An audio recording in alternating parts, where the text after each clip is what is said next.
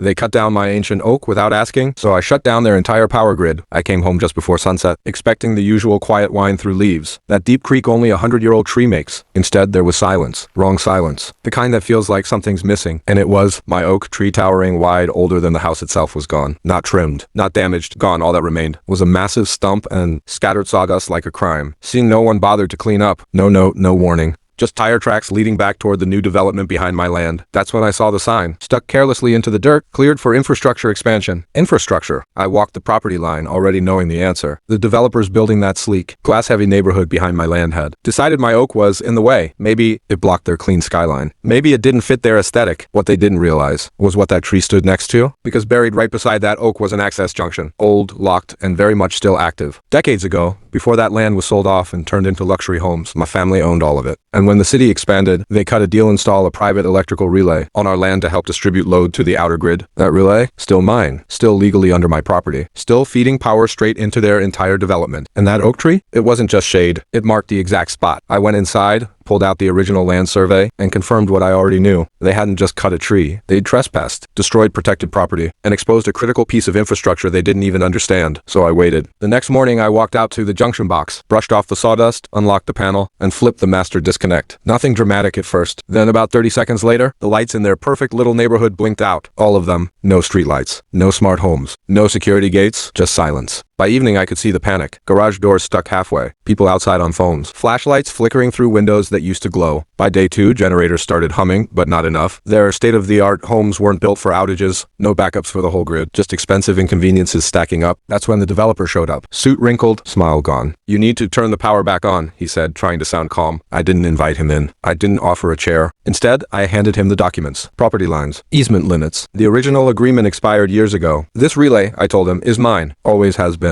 He tried to argue, claimed public utility, threatened legal action. I cut him off. "I've already filed a report for illegal tree removal and trespassing. That oak you cut down, it's protected. Estimated value. 6 figures. That got his attention. Then I added, "And until this is settled, that grid stays off." 3 days later, the complaints started hitting him from every direction. Homeowners furious. Sales frozen. Online reviews tanking. Turns out, people don't like buying luxury homes with no electricity. A week later, he came back. Different tone this time. They offered compensation. Full damages for the tree, legal fees, and a formal contract paying me monthly to keep that relay active. I looked at the papers, then at the empty space where my oak once stood. "Add one more thing," I said. He hesitated. "What?" "Replant it. Not a sapling. A mature tree. As close as possible to what you destroyed." He nodded. "Now the power's back on. The neighborhood is lit again. And right at the edge of their perfect development, a new oak stands tall. Not as old, not yet, but growing. Just like the reminder I left them. You don't cut down something that isn't yours, unless you're ready to lose something you can't replace."